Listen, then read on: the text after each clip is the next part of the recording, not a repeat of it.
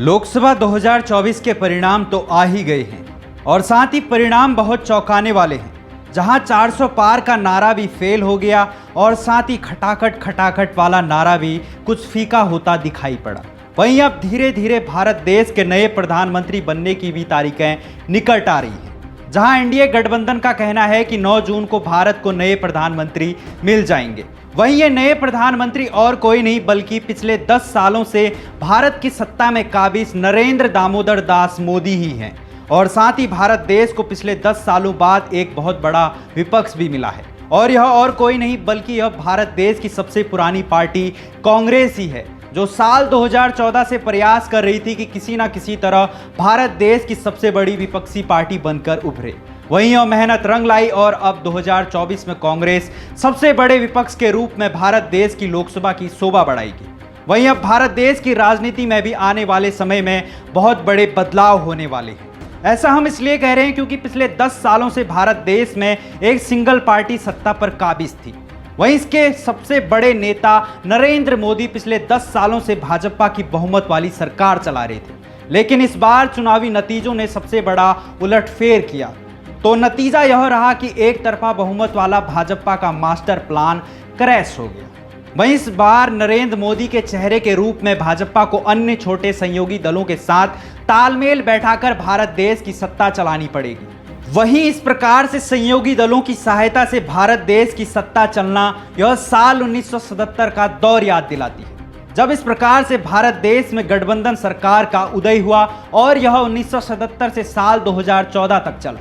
वहीं बीच में 1984 से 1979 तक यह गठबंधन सरकार वाली राजनीति टूटी, लेकिन इसके बाद यह 2014 तक चलती रही। वहीं 2014 से 2024 तक पूर्ण बहुमत वाली सरकार रही, लेकिन इस 2024 लोकसभा चुनावों के परिणामों ने दोबारा से गठबंधन सरकार वाला दौर वापस से शुरू कर दिया है, जहां नरेंद्र मोदी को अपने 12 सहयोगी दलों के साथ तालमेल बैठाकर गठबंधन सरकार चलानी पड़ेगी।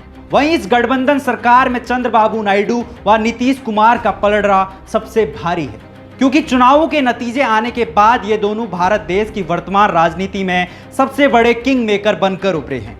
वहीं इसका अच्छा खासा असर भाजपा के मैनिफेस्टो, जिसे संकल्प पत्र के रूप में भाजपा ने जनता के बीच लाई थी, उस पर भी पड़ेगा। वहीं इस संकल्प पत्र में बीजेपी ने यूसीसी और एक देश एक चुनाव जैसे मुद्दों को अपने एजेंडे में रखा था। वहीं अब इस गठबंधन सरकार में इन सभी बड़े एजेंडों पर तो असर पड़ेगा। वहीं आपको बताते चलें, साल 2001 से नरेंद्र मोदी ने गुजरात के मुख्यमंत्री के रूप में लगातार 3 बार बहुमत वाली सरकार का नेतृत्व किया था।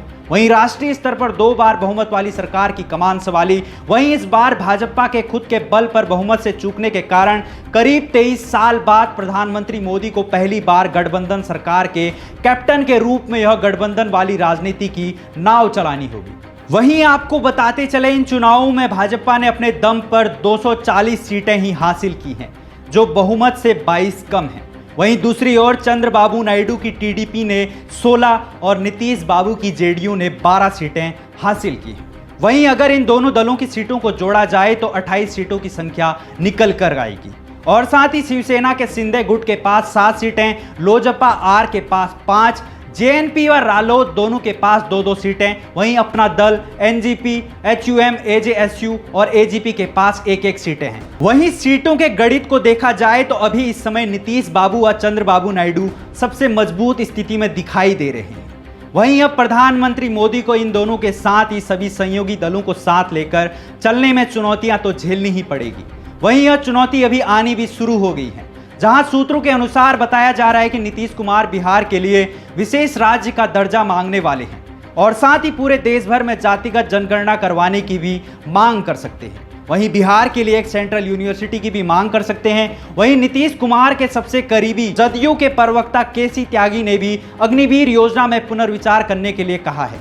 वहीं माना जा रहा है कि नीतीश कुमार भी अग्निवीर योजना में कुछ बदलाव करवाने के लिए नरेंद्र मोदी पर दबाव बना सकते हैं। वहीं भाजपा भी नीतीश कुमार को लेकर फूंक फूंक कर कदम रख रही है, जहां 2019 का खेला जो नीतीश कुमार ने किया था, जब 2019 में मोदी 2.0 सरकार के गठन के ठीक पहले नीतीश बाबू ने पलटी मार ली थी। जहां बीजेपी और जेडीयू अलायंस ने बिहार की 40 लोकसभा सीटों में से 39 सीटों को अपने पाले में किया था। लेकिन जब सरकार बनाने की बारी आई तो नीतीश बाबू ऐन मौके पर पलट गए और अपना समर्थन वापस खींच लिया। वहीं 2022 में बिहार में सत्ता परिवर्तन के समय जेडीयू ने आरजेडी व कांग्रेस के साथ मिलकर महागठबंधन की सरकार बनाई, लेकिन बाद में इस महागठबंधन में नोकझोंक के चलते नीतीश कुमार ने फिर पलटी मारी और वापस एनडीए में आ गए। वहीं सूत्रों के मुताबिक टीडीपी की भी नजर मोदी सरकार के टॉप 10 मंत्रालयों में टिकी है, जहां जदयू और टीडीपी चाहते हैं कि उन्हें गृह, रक्षा, वित्त, विदेश, राजमार्ग, वाणिज्य, रेलवे, कृषि, पेट्रोलियम आदि मंत्रालयों में से मंत्री पद मिले। वहीं भाजपा इनमें से टॉप 5 मंत्रालय देने के पक्ष में बिल्कुल भी नजर नहीं आ रही है। लेकिन दोनों दलों जदयू और टीडीपी का मानना है कि इससे पहले भी गठबंधन सरकारों में यह अहम मंत्रालय सहयोगी दलों के पास ही रहे हैं और यह अहम मंत्रालय और कोई नहीं बल्कि गृह, रक्षा, वित्त जैसे मुख्य मंत्रालय हैं। वहीं नीतीश बाबू की भी नज़र मोदी 3.0 में कृषि और हेल्थ पर भी है।